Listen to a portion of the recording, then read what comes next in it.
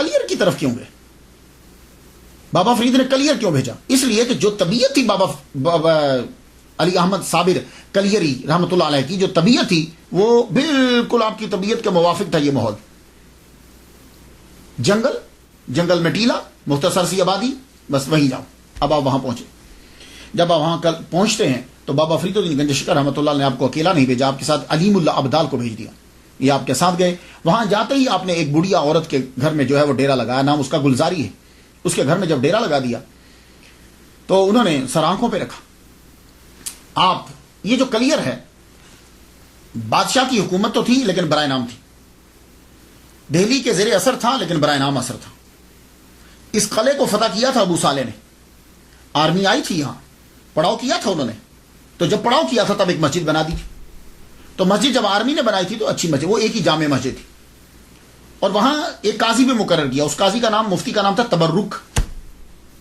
اب یہ بہت دور تھا، جنگلات میں ٹیلا، مختصر سی آبادی. زیادہ تر لوگ جو ہیں وہ یہاں کے غریب تھے، مزدور تھے، یا وہ کھیتی باڑی کرتے تھے یا وہ لکڑیاں جو ہیں وہ بیچتے. اور آدھی مزارع اور آدھی ساہوکاروں کی نوکر، ان سے پیسے لیے مقروض سب کے ساتھ. تو ایک وہاں بڑا آدمی تھا، نام اس کا تھا قیام الدین.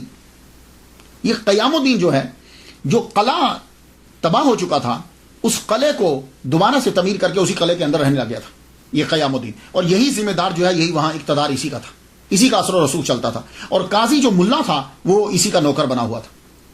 آپ سیدھا جامع مسجد میں پہنچے. جامع مسجد میں آپ نے جا کے اعلان کر دیا، سنو میرے پیر و مرشد شیخ بابا فرید الدین گنج شکر رحمۃ اللہ علیہ، یہ رحمۃ اللہ علیہ میں کہہ رہا ہوں. تو انہوں نے، میں ان کا خلیفہ ہوں اور یہ خلافت نامہ ہے اور یہاں کی ولایت جو ہے انہوں نے مجھے عطا کی. یہ کہہ کے واپس. جب آپ نے یہ کہا، اب بات آہستہ آہستہ لوگوں میں پھیلنے لگی. تو غریب لوگ آپ کے پاس آنے لگے. آپ نے ان کو بتلایا کہ اسلام کیا ہوتا ہے، توحید کیا چیز ہے. اور جب انسان توحید اختیار کر لیتا ہے تو پھر سب برابر ہو جاتے ہیں. اب بتا رہے ہیں کہ اونچ نیچ ہمارے ہاں نہیں ہوتی، ہمارے ہاں سب برابر ہوتے ہیں.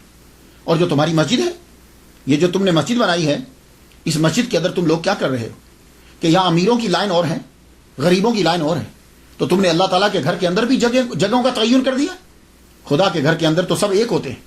جو سب سے پہلے آتا ہے وہ پہلی جگہ پہ کھڑا ہوتا ہے. بادشاہ بھی بعد میں آئے گا تو اس کے لیے ہم جگہ نہیں بنائیں گے، وہ پیچھے کھڑا ہو کے نماز پڑھے. تم کسی کو وہاں سے اٹھا نہیں سکتے. تو آپ جب یہ باتیں کرنے لگے، اب اس سے زد پڑتی ہے امیروں کو بھی اور قاضی کو بھی، کیونکہ یہ فرق اور تفاوت انہی نے تو رکھا ہوا ہے. اب قاضی نے جا کے قیام الدین سے بات کی. ذمہ دار سے کہنے لگا، سن ذمہ دار، یہ جو بابا آیا ہے تجھے کو سمجھ اس کے بارے میں تم نے سنا ہے؟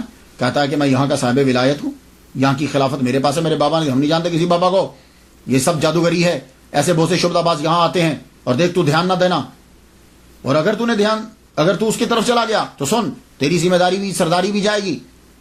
اور ساہوکاروں سے جا کر دیکھا، یہ سب کو برابری کا سبق دے رہا ہے، تمہاری ساہوکاری گئی.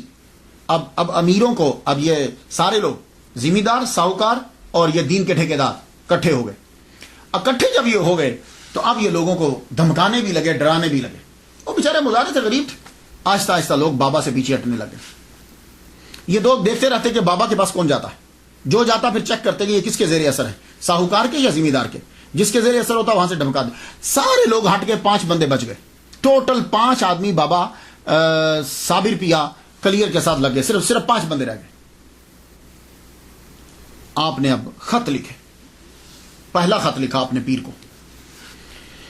علیم اللہ ابدال کے ذریعے سے مرشد کو خط بھیجا اور کہا کہ یہ قاضی جو ہے یہ بہت شرارتیں کر رہا ہے، ہمیں آپ نے صاحب ولایت بنایا یہاں کا، یہ تسلیم نہیں کرتا ہمیں. تو بابا فرید الدین گنج شکر رحمۃ اللہ علیہ نے پہلا خط لکھا. اور خط کا مخاطب قاضی تھا. قاضی سے یہ بتایا میرا نام کیا ہے.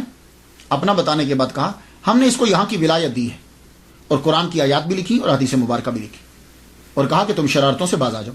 بہت نرمی سے خط لکھا. وہ خط لے کے علیم اللہ ابدال جب واپس آئے، سب سے پہلے بابا نے پڑھا، صابر پیا نے پڑھا. پڑھنے کے بعد وہ خط قاضی کو بھیج دیا. علیم اللہ ابدال جب قاضی کے پاس وہ خط لے کر گئے، قاضی نے پڑھتے ہی اس کو پھاڑ دیا. جب پھاڑا تو دے دیا علیم اللہ ابدال کو، کہا یہ لے. خط واپس آیا تو صابر پیا کہنے لگے تم نے اچھا نہیں کیا. تو اب وہ چاک کردہ خط جو چاک کیا تھا وہ، اور ساتھ ایک اور خط لکھ دیا، کہا پیر و مرشد سلام ہو آپ کو، یہ دیکھیے اس نے آپ کے خط کو چاک کر دیا ہے، اور پھر صورتحال لکھی، بتایا کہ اس کے ساتھ ذمہ دار بھی ہے، قیام الدین اس کا نام ہے، اور اس کے ساتھ اور آدمی بھی ہے، اور یہ سب لوگ جو ہیں وہ شہر کے اندر مجھے بدنام کرتے ہیں، میری بات کو مانتے نہیں۔ اب بابا فرید الدین گنج شکر رحمۃ اللہ نے دوسرا خط قیام الدین کو لکھا، ذمہ دار، جس کا اثر و رسوخ تھا۔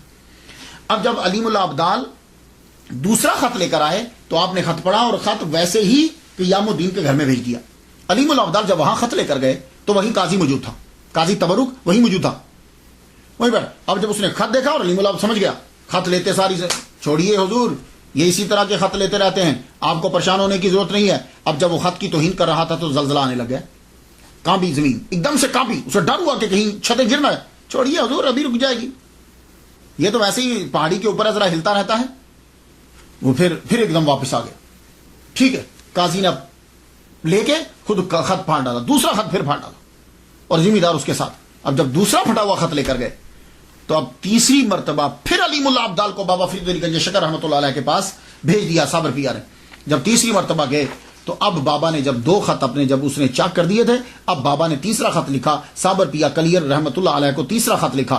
تیسرے خط میں یہ تھا، ایک جگہ میں عبارت پڑھتا ہوں کہ یہ تمہاری بکری ہے، چاہے ذبح کرو چاہے دودھ دو، اور ایک جگہ لکھا کہ کلیر ہم نے تمہارے حوالے کر دیا۔ تیسرا خط جب یہ آیا، مفہوم دونوں کا یہی ہے کہ ہم نے کلیر کو تیرے حوالے کیا، اب تیری مرضی۔ تیسرا خط جب آپ کے پاس آیا، آپ نے اس کو لپیٹا، رکھ لیا پاس۔ رکھنے کے بعد جمعہ کی نماز جب ہوتی تھی تو جمعہ میں لوگ اکٹھے ہو جاتے، آبادی تو کم تھی لیکن بڑے بڑے سب لوگ جو ہیں وہ آ جاتے تھے، ذمہ دار وہ لوگ نماز پڑھی پڑھتے تھے۔ جمعہ کی نماز میں آئے تو بابا کیا کیا، بابا صابر پیا کلیر رحمۃ اللہ علیہ سیدھا مسجد سے اندر چلے گئے، اندر جا کے مصلی کے پاس بیٹھ گئے۔ جب آپ مصلی کے پاس بیٹھ گئے تو بندوں نے کہا اٹھو یہاں سے، یہ قاضی کی جگہ ہے۔ آپ نے فرمایا ہم کتب ہیں، اور کتب جو ہوتا ہے وہ قاضی سے افضل ہوتا ہے، تم ہمیں یہاں سے اٹھا نہیں سکتے۔ 3-4 بندے اٹھے اور آپ کا کلندرانہ لباس تھا پرانا، ہاتھوں سے پکڑ کے گھسیٹتے ہوئے باہر لے گئے۔ باہر جب لے گئے اور آپ کے بندوں کو بھی نکال دیا، اور مسجد کے باہر کے دروازے سے بھی باہر نکال دیا۔ آپ وہاں کھڑے ہو گئے، اللہ پاک سے کہنے لگے دیکھا یا اللہ ہمیں نماز پڑھنے نہیں دے رہے۔ اب وہ سب لوگ نماز پڑھنے لگے، جمعہ کی نماز ہوئی اور آپ کو اندر نماز پڑھنے نہیں دی گئی۔ جب وہ سجدے میں گئے تو بابا نے یوں آنکھ اٹھا کے مسجد کی دیواروں اور چھتوں سے یہ کہا تم سجدہ کیوں نہیں کر رہی؟ پر اتنا کرنا تھا کہ دیواریں چھتیں دھڑام سے نیچے گری، جتنے اندر تھے سب مر گئے۔ اب یہاں کوئی سننے والا جب مذاق اڑائے گا تو کیسے مذاق اڑائے گا، ذرا سنیے۔ ہو یہ کیا کرامت ہوئی، مسجد گرا دی، یہ کیا کرامت ہوئی، نمازی مار دیے؟ نہیں، دیکھیے مسجد جلانے کا حکم اللہ نے دیا تھا، یاد ہے 11ویں پارے کے اندر، رب فرمایا مسجد کو آگ لگا دو۔ مسجد کو آگ لگائی، روڑی بنا دی، وہاں گند پھینکا جاتا تھا۔ تو اصل میں ہوتا کیا تھا کہ وہ جتنے نماز پڑھنے والے تھے سب نے ایک کتب کی توہین کی، ایک بات۔ دوسرا، جتنے وہ نماز پڑھ رہے تھے سب مسجد کے اندر اصل چیز کیا ہوتی ہے کہ فرق کو ختم کرنا، رب کی بارگاہ میں سب برابر ہیں، لیکن اس مسجد میں ایسا نہیں ہوتا تھا۔ اس مسجد کے اندر امیر، قاضی، ساہوکار، یہ لوگوں کی جگہ بنی ہوئی تھی اندر، کوئی آدمی وہاں کھڑے ہو کے نماز غریب نہیں پڑھ سکتا تھا۔ تو کیا ایسی مسجد کو برقرار رکھا جائے؟ اور جو ایسے نظام کی تائید کریں گے کیا وہ مسلمان ہیں؟ نہیں، وہ مسلمان ہرگز نہیں ہیں۔ اسی لیے اس کتب نے وہ مسجد اور وہ ساری بعد میں بنی یا بنی دیکھی، لیکن اس وقت یہ سب کے سب ظالم کا ساتھ دے رہے ہیں، یہ بھی ظالم ہے۔ اس کے بعد کیا ہوا، جب گئے طاعون پھیل گیا، طاعون پھیلا تو عورتیں اور بچے جو بچے ہوئے تھے وہ بھاگے، جو کچھ بچ گئے تھے آگ لگ گئی جنگلات میں۔ جنگلات کو جب آگ لگی تو پھر وہ باقی بھی بھاگ گئے۔ اب صرف بچا تو پیر ٹیلے کے اوپر کھڑے ہیں گولر کے درخت کے ساتھ، اس کو پکڑ کے آپ کھڑے ہو گئے۔